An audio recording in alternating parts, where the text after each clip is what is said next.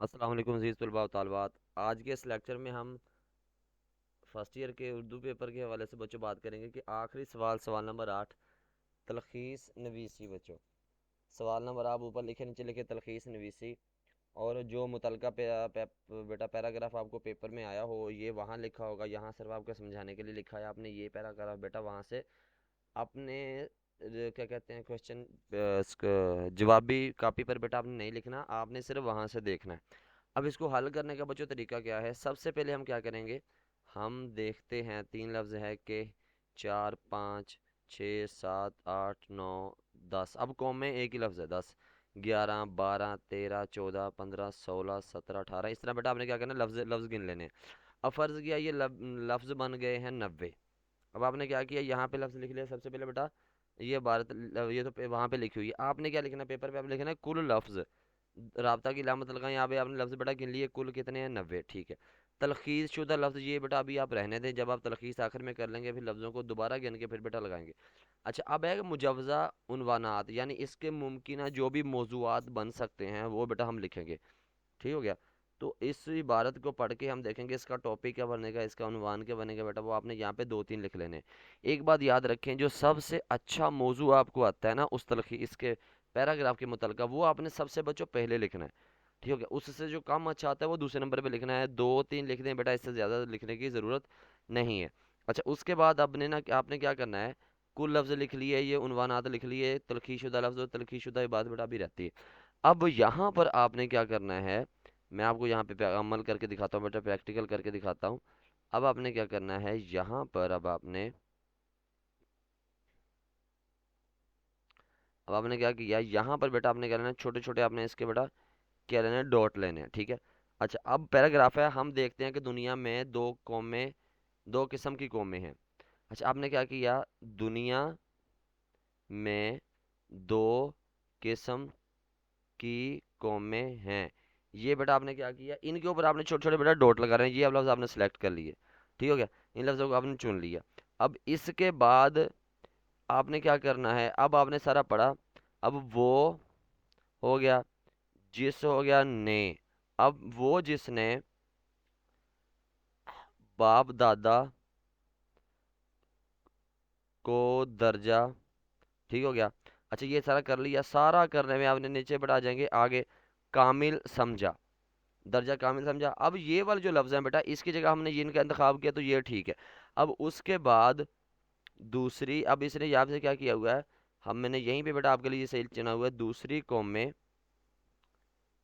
आ गया, दूसरी कौम में वो। अब यहाँ पे लफ्ज़ हम ढूंढेंगे वो, यानी हमने क्या करना है, इसी को बेटा पढ़ के उसमें से चीज़ें नई तलाश करनी है। अच्छा बच्चों हम क्या करेंगे, दूसरी कौम ने, ये लफ्ज़ कर लिया। अब यहाँ पढ़ते हैं, इस कौम ने किसी को कामल नहीं समझा और हमेशा तरक्की में नए नए अलूम व फ़नून और तरीका मुआशरत को इजाद के ईजाद में कोशिश करती रही। अब इसमें क्या करेंगे, हम क्या करेंगे, अब इसको आगे थोड़ा और पढ़ते हैं फिर बनाते हैं कि कोई जुमला दरमियान से कोई निकाले बेटा। अब देख लो कि इन दोनों कौमों में क्या फ़र्क है, कौन तरक्की और कौन तनज़ुली पर है। अच्छा इतने बेटा हमने इन्हें इंतखाब कर लिया। हम क्या करेंगे, दूसरी कौम ने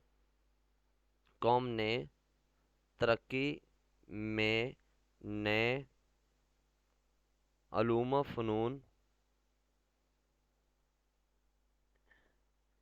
ए ईजाद किए, बेटा हम अपनी तरफ से लिख सकते हैं। ठीक है, किए। आगे है, ए, देख लो, देख लो दोनों कौमों में क्या फ़र्क है। अब बेटा हमने इतने सेलेक्ट कर लिए। अब हमने बेटा क्या किया था, इसके लफ्ज़ गिनते हैं, 1 2 3 4 5 6 7 8 9 10 11 12 13 14 15 16 17 18 19 20। 20 के बाद ये दोबारा गिनते हैं, 20 21 22 23 24 25 26। 26 हो गया, ये 27 हो गया, 28 हो गया, 29 30 31 32 33 34 35 36 37 38 39 40 41 42 43 44 45 46 47 48 49 50 51 52 53 54 55। आगे बेटा ये 56 हो गया, 57 58 59 60 61 62 63 64 65 66 67 68 69 70 71। जी बच्चों ये ना कुल बेटा पैराग्राफ में लफ्ज हैं कितने, 100 के तकरीबन 15 के करीब बेटा लफ्ज हैं। ठीक हो गया। अब इसका अगर 1/3 करेंगे तो इसको अगर 3 पे बेटा तकसीम करेंगे तो इसके बनने चाहिए ए तकरीबन है 30 के हिसाब से लगाएंगे बेटा, 30 या 90 हो गया। अगर हम लगाते हैं 40 के हिसाब से तो 120 हो गया। यानी ये लफ्ज़ बेटा बनेंगे 35 को 3 पे तो 105 हो गया। अब ये बनेंगे बेटा 37 38 लफ्ज़ बनने चाहिए। ठीक है। लेकिन अब जो मैंने बेटा आपने क्या करना है, आपको पैराग्राफ ऐसे आ गया, आपने पैराग्राफ सारा पढ़ के लफ्ज़ गिन लिए, कुल लफ्ज़ आपने यहाँ पे लिख दिए, इसके बनते हैं 100 तकरीबन बेटा बनते हैं 115। ठीक है। अब 115 बनते हैं तो हम क्या करेंगे, 115 का 1/3 करके देखेंगे। फ़र्ज़ किया 1/3 इसका किया तो ये बन गए कोई 37 38 लफ्ज़ बन गए। ठीक है। अब 37 38 लफ्ज़ जब ये बन गए तो आपने ये यहाँ पे लिख दिया 120 लफ्ज़ बेटा, 115 लफ्ज़ आपने जो कुल लफ्ज़ इसके बने थे पैराग्राफ के वो सारे यहाँ लिखे। अच्छा अब इसने आपने उन्वानात भी दे दिए, अब आपने कुल गिन लिया, यहाँ लिखा, उन्वानात भी दे दिए। अब आपने क्या करना है, इसी तरह जो जो आपको सही लगे आपने बेटा वो क्या करना है, उन लफ्ज़ों को चुनना भी है, सिलेक्ट भी करना है। फिर आपने ना ये बनाने के साथ साथ बेटा उसके जुमले बना के भी देखे। अब मैंने क्या किया है, इसमें से तकरीबन कोई बेटा 30 के करीब ये लफ्ज़ मैंने इनका इंतखाब किया, आपके सामने किया है। अब मैं इनको पढ़ता हूँ कि जुमला सही बनता है या नहीं बनता। अगर जुमला सही नहीं बनता तो हम एक दो लफ्ज़ बेटा और चुन लेंगे। है दुनिया में दो किस्म की कौमें हैं, अब ये जुमला सही बन गया। वो जिसने अपने बाप दादा को दर्जा कमाल तक पहुंचाने, दर्जा कमाल तक, दर्जा कमाल ए, दर्जा कामिल समझा। अब ये इतनी लाइन बेटा मैंने क्या की, सारी ख़त्म कर दी। दर्जा कामिल समझा। अब ये करने के बाद बेटा मैंने क्या किया, दर्जा कामिल समझा।